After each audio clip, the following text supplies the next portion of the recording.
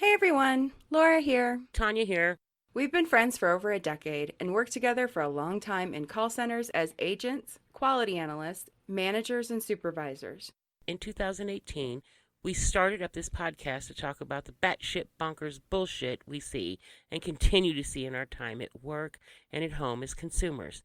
We also share your stories as both consumers and as employees. So keep them coming to Q as in cucumber at yahoo.com. We host the show anonymously and use aliases. In the stories we tell, we change names and identifying details of people, locations, and companies. We also share your emails anonymously, so any similarities to real people, locations, or companies is purely coincidental. So if you think we're talking about you, guilty conscience much? Now on with the fun. Love your faces. Smooches. This call may be monitored and recorded for quality assurance. This job would be great if it wasn't for the fucking customers. You're always this stupid. Did you take lessons? Just calm down. Oh, fuck you! You can't handle the truth. This call may be monitored and recorded for quality assurance. In other words, be nice, asshole. All right, let's get this show on the road. Okay. All right, welcome to another episode of Q as in Cucumber. I'm Laura Mack. I'm Jessica James. All right, Jess is filling in for the lovely and fabulous Miss Tanya. Woo. So we're going to do a Tanya's health update real quick. We just recorded an episode of the Parent Memoirs. We did Jessica health update. Yep. Now we're doing Tanya's. Tanya is officially cancer free. We're so excited. Oh my God, we'll definitely do more celebrating. That was not going to be the last time we mentioned. Yeah, we that. need to talk about that. We need to do some kind of celebrating. Totally. We need to throw a You're party right. or take her to dinner or something. We need to do God. something. You are totally right. Oh, I know I'm I right. feel like maybe we should do like a surprise something. That's kind of what I was thinking, and we can invite your parents. We clearly have to and do Marnie this before and I put David. this episode out. You can edit this part out. I know. I'm just kidding. Damn it, Jessica. I know. I'm kidding. So that's fabulous. We'll definitely be talking about that more. Wanted to give a quick, couple quick shout outs here. Shout out to the people at Torrid. Oh my God. They're fabulous. So this has kind of been going on for a little bit, but I had gone in and there's this guy that works in there now and his name's Cody. Okay. Very sweet, wonderful, super helpful. Everybody in there is super helpful. This girl from Houston that I had a whole chat with, like they're all wonderful, right? But then a few days later, I saw Tanya. I took her to her chemo appointment and she was wearing this cute little sweater. And I was like, I like that sweater. And she was like, I was just in Torrid and there's a guy that works in there now. Cause usually it's always girls. Yeah. And I was like, oh my God, Cody helped me like 2 days ago. Yeah. And we had a whole conversation about how fabulous he was. And she kind of teared up a little bit. And she was like, he was so helpful and he didn't treat me like I had cancer. And she was like, and sometimes having these moments of where people just treat you normally makes you feel normal, even for just a second. And that's like a gift. Absolutely. So I just went in there to get some new clothes yesterday. And of course, Cody was there and the girl from Houston. I'm so sorry, honey. I cannot remember your name. I wrote it down and I cannot find that piece of paper. If you email it to Q as in cucumber at yahoo.com, I promise I will say all of your names. But they're just fabulous. And I had told them, like, I was going to mention them on the show, but I was like, it's going to be a little bit. So I'll probably talk about it with Tanya again. But Yeah. I just want to give you guys a shout out. You guys are fabulous. They're super helpful. Colorado Springs people, go Torrid in the Chapel or the Citadel Mall. Yeah. The Citadel Mall in Colorado Springs. Check it out. They're fantastic. Quick shout out to Frank Gutowski for filling me in on all of our Theranos update. Frank Gutowski is clearly in the medical field. Okay. And at least in laboratory, in the laboratory space. And we did an update or he had commented on some of our Theranos episodes with some information. And I read, and he gave some really clarifying information about some things maybe I wasn't too clear on. Okay. So I mentioned him on our last episode that we called But Wait, There's More. We did a whole bunch of Theranos updates. And Frank and I ended up going back and forth on the YouTube comments. Mm-hmm. He was giving me all kinds of great info. So thank you, Frank. As soon as I get back with Tanya, because I know she'll want to hear all those, because there were some really in detailed things, we will be covering those. But thank you so much for your time. You totally didn't have to, I mean, paragraphs of information he's Nice. sending me. That's fantastic. Thank you, Frank. You're awesome. I appreciate you. Enterprise Rent-A-Car. Fixing my car has just the second time has been a nightmare. Not for any, like, Chris at Red Nolan didn't do anything wrong. The Enterprise people didn't do anything wrong. It's just been like these weird circumstances. Yeah. But the Enterprise people, the first car they put me in that I got my car, TJ's booster seat set up and my little dash cam all set up. I go to move the seat forward because I can't reach the pedals and the seat will not move. It will not move forward and it will not move backwards at all. Like something is clearly unhinged. Yeah. And I'm like, okay. So I'm like, I'm not that heavy that this won't move. No. Like, sad. So I go inside and I'm like, what's going on? And they're like, oh my God. They were like, we'll get you something else. But they didn't have another sedan. So at first they were going to put me in a truck and we were kind of trying to figure that out. And then they were like, oh, no, we can get you a sedan. I was like, great. Get me a sedan, take it, go to work. And I come out of work and the battery's dead. This is a car with less than 2,000 miles on it. It's a brand new car, which tells, and there's nothing, even if I had left a light on all day, there's no way that I killed this battery. Not these days, yeah. Like, no, this is clearly like a bad battery or something is wrong. And I'm like, I got a lot of crap going on right now. I can't, this is the end of my day, thank God. Yeah. But if I go out tomorrow morning and this thing is dead, I'm in deep trouble. Right. So I'm like, so I call him up and I'm like, please, like somebody very nice in the parking lot gave me a jump. Yeah. Which was very sweet. Good. Then I had to drive all the way back from this end of town all the way down to 8th Street to switch it out. The next car I'm driving down the road and the whole overhead light just falls out and is Oh my God. by a wire. Now, the people at Enterprise, they didn't build these cars, clearly. And every one of these cars is like a different make, model, everything. I'm like, I don't know. And I call them up. And at this point, I am just livid. And that poor woman, she was like, oh my God, I'm so sorry. And then she was like, wait, were you here last night? I was like, yes. She was like, oh my God. Finally, I just kept the car. I was like, what if the next one's worse? Like, You just drive down the road and all your tires fall off. I know, right? I guess it'd be more like your wheels, not your tires, but still. But I'm saying this, it's not Enterprise's fault. And they did everything humanly possible to fix it. Yes. Which was very, very nice. So, Derek and Andrew, especially at the Enterprise Rent-A-Car in West Colorado, you guys are fantastic. So, I got one quick story here that is kind of long, but it's really funny. And I picked this one. If I have not gotten to your emails yet, just know it's coming. We're on this little break. Tanya is doing good. She sees her doctor tomorrow to possibly get the drains out. Nice. Which she's very excited Yeah. about. She's like losing her shit. Yeah. Can't say I blame her. Be losing mine too. Yeah. So we're kind of on reserve stories. Which reminds me. I did get some emails as to why we keep skipping Bernie Madoff when we do these deep dive episodes. Because Bernie Madoff sounds like a story that would be right up our alley. Yeah. Right?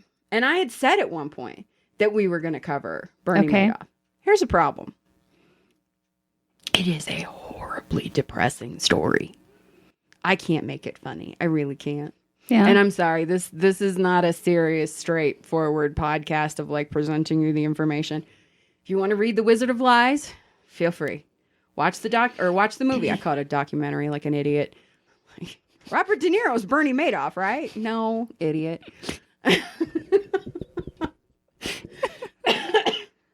Good Lord.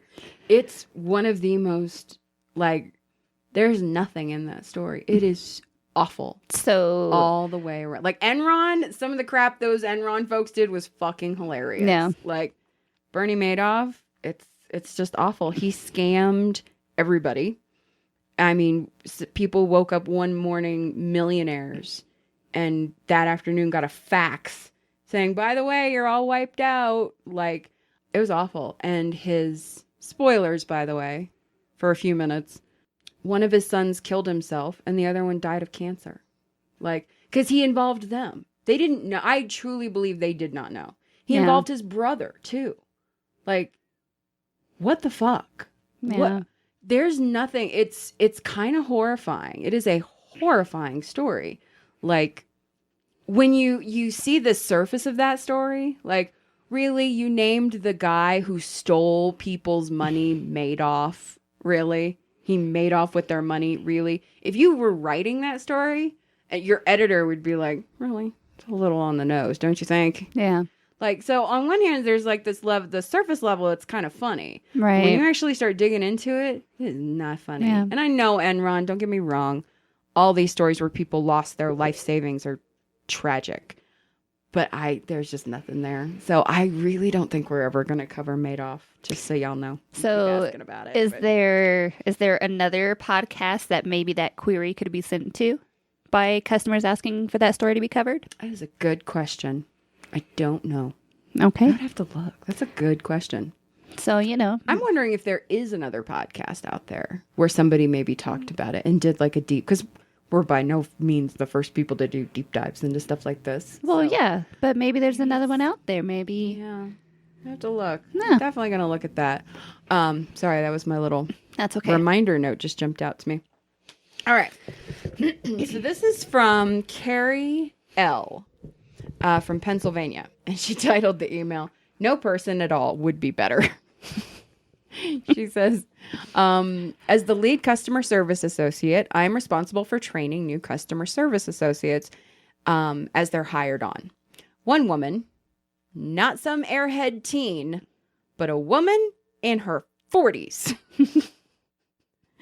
seems to have the IQ of a bag of bricks. Mm. And we've all experienced Oh, yeah. these people where you're just like, how have you lived this long? Oh, yeah. How were you not tricked into a van in your 20s? Right? Like, Jesus. Not as a child, in your 20s. Yeah. Like, it's a miracle you have survived. Everything I say goes in one ear and out the other. I ask my manager to speak with her, but shortly after every conversation, things go right downhill again. About 6 months into her employment, 6 months, I would just like to highlight that. Yeah. I am sorting returns into their appropriate department bins, which I've never worked in retail like this, but I'm assuming it's okay, we got, something from the baby section and put it in this bin, and we got something in sportswear, we put it in this. Like, Right, yeah. I'm assuming that's the way it works. When I come across an empty container of baby food with a competitor's sticker on the lid. So number one, it's something that has been returned that's empty, that's clearly been consumed. And secondly, it wasn't purchased from us. It was purchased from someone else. Right. So that would tell me that there were two reasons that no money should have exchanged in this transaction, and this should not be sitting here. Right. And I say, hey, I ask her, what is this? And she says, baby food. I say, okay, we don't take back open baby food. Like, feels like a duh. Right. Even if it's open, Right. right? Yeah. And the associate says, since when? I say, since ever? The associate says, why? I said, there was a video about cutting drugs with baby food and other weird things addicts do with them. Do you remember that?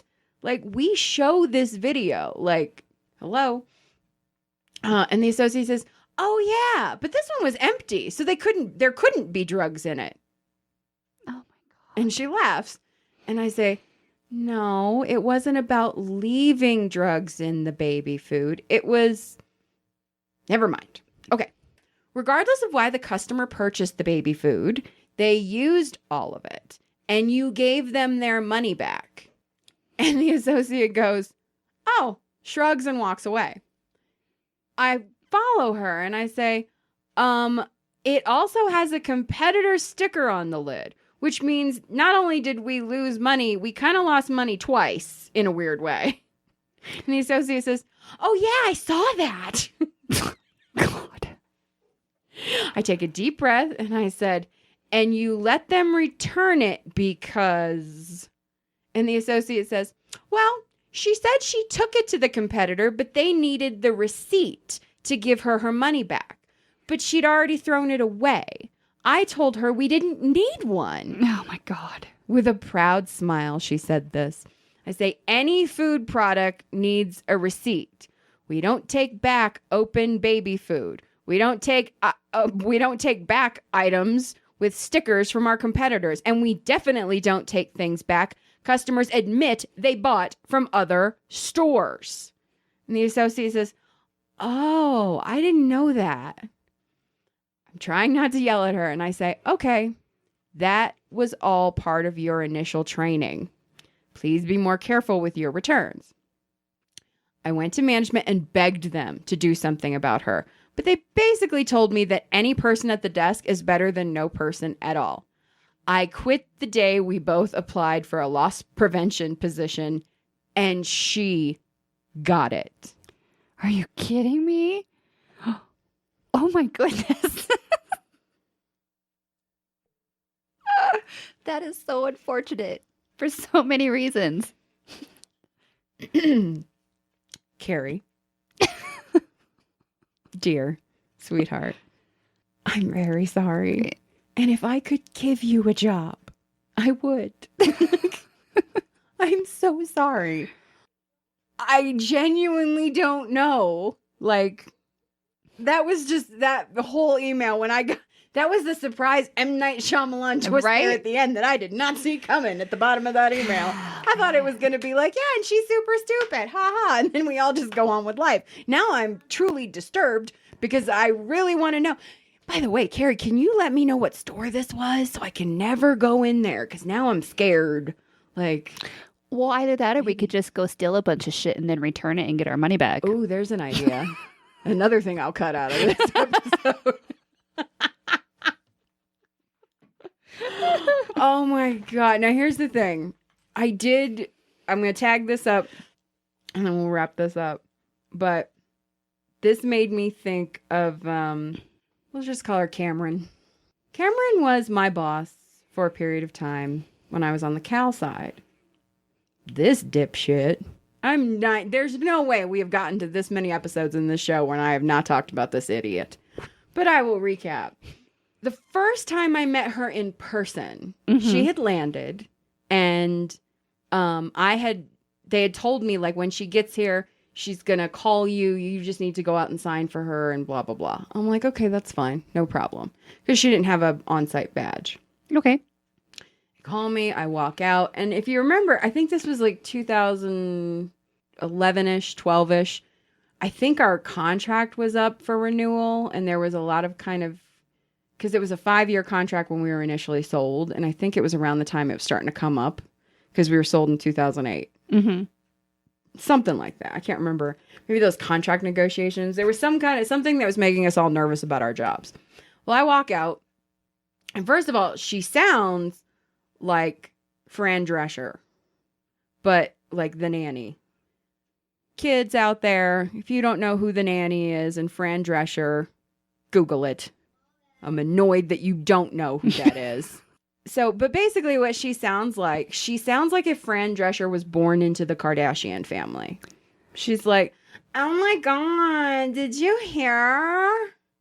I'm like, oh, God.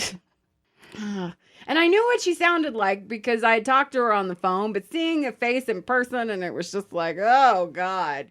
But she goes, oh my God, did you hear? And she has this like completely panicked look on her face. And I'm thinking, oh my God, they sent her out here to tell me that we're all being let go. And like, my mind races, right? And she goes, Kim Kardashian and Chris Humphries broke up. And that's just so sad because I just love. This is my boss at a job. I'm like, Yes, it's tragic. It's, I'm sure we'll all remember where we were. I don't know what to say. Let's shut the fuck up. This woman. Oh my God. She was obsessed, as some women are, with the 50 Shades of Grey books, right? Here's the difference. She would talk about Christian Grey in meetings with our client as if he were a real person and was her boyfriend. So she would say, like, I'm going to the beach this weekend with Christian. And she meant the book. And at one point, like, I finally found out what was really going on from Frank and Harry. They filled me in. I was like, wait, that's not her boyfriend? They were like, no.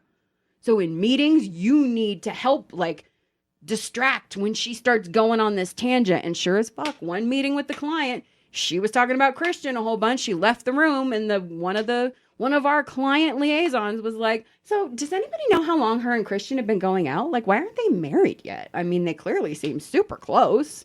And I was like, oh my God. She's talking about, you know what? They've been really close. I don't know why they're not married yet. Just fucking Jesus. She was an idiot.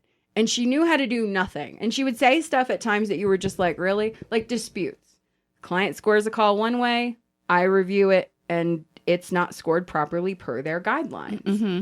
You can only dispute that if the client did something wrong. Right. Right? She's like, I need you to dispute at least 50% of all the calls we get. I'm like, that's a stupid there's no way to hit that. What am I going to say? Like, this is I'm disputing to meet my metric. There have to be something wrong. I can't make up something wrong to our client, you dumbass. Well, then one day I'm sitting here talking to Frank and Harry.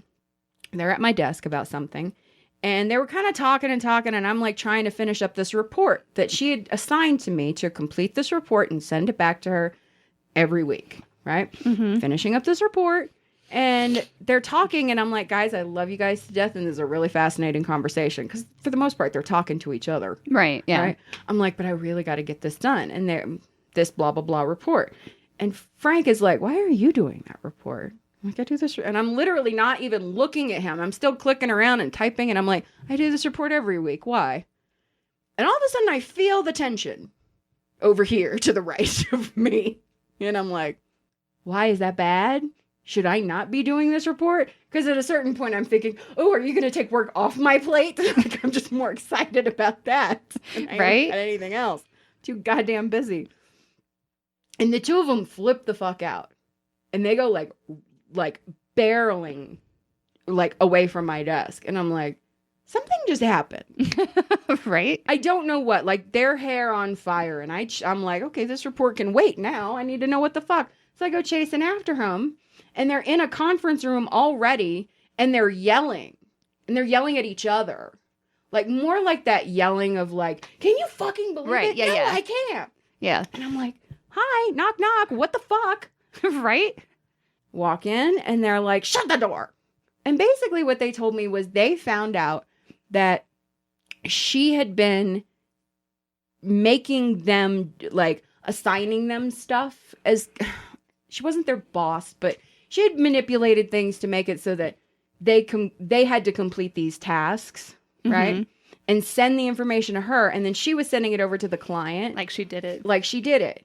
And she had been telling these, apparently, and they didn't know that I was the one doing this report.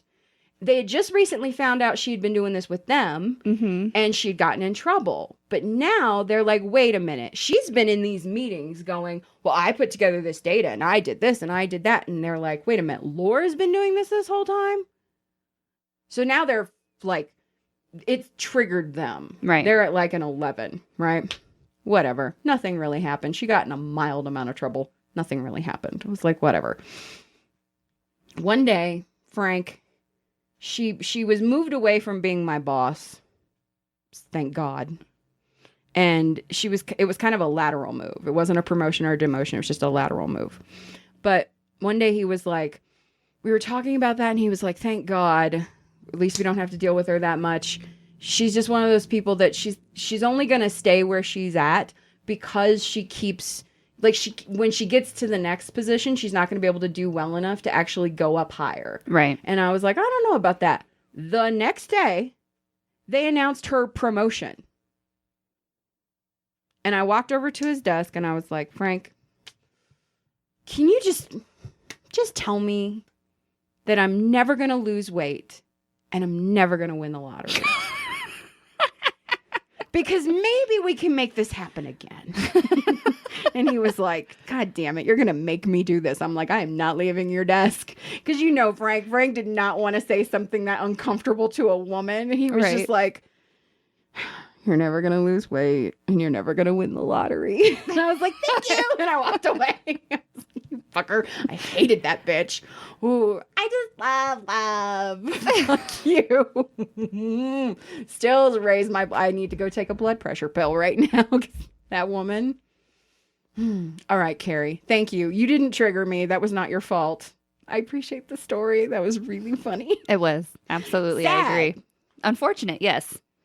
But funny. Yeah. So we will keep you updated now that Jess and I are going to have to test out this whole microphone thing because I have microphones that my parents gave her and another one for Tanya that we can record through Skype. Yes. So maybe we don't need to wait as long. We can just jump on and get her done. call it a day. Yeah. So thank you for sitting in. I appreciate it. No problem. You know, I mean, I didn't really do much. I just sat here. I almost said I almost shat here. You did not shit there, but had you? Yeah. No, I just sat here nodding and laughing at you. So. I would have been appreciative. I know. Sometimes I just need an audience. I'm sorry. You know what? I'm good for that. See, this is where the TJ in me come. Like, I just need an audience. Right? I don't really care. He's been fascinated by how many subscribers we have, which I think is funny. He keeps asking me that. How many subscribers do we have, Mom? I'm like, we? I'm like, So do you want to share that with me? How many subscribers do? Oh, he's talking about like on Facebook and stuff. I actually don't know how many subscribers we have. It doesn't show for your us. iPod or fuck balls for your For the podcast. for the podcast. Yeah. No idea. Really? It doesn't tell us that. It tells us who listened and who downloaded. Oh, okay. But not who actually subscribed or how many subscribed. Doesn't tell us that. That seems like that could be data worth knowing. You'd think. All right. I don't know. I think it's because it's proprietary. I think that's why. Because you can subscribe on like Google Podcasts. Okay.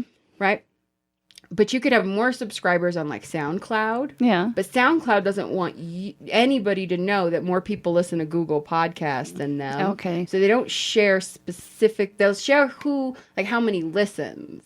Okay. But not subscriptions. Because podcasters will probably be like, well, why am I going to go with SoundCloud when I should be going with Podbean or whatever? Yeah. That makes sense. Okay. So, yeah. Okay. So, until next time, I'm Lara Mack. I'm Jesse James. Love your faces. Like what you hear? Rate, review, and subscribe on iTunes or your favorite podcasting platform. And follow us on our Facebook page by searching Q as in Cucumber.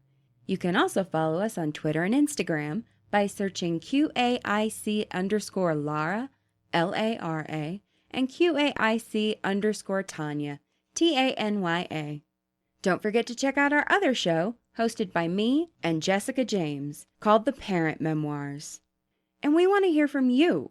Share your stories by emailing us at qasincucumber@yahoo.com, and you might just hear your stories on a future episode. Love your faces.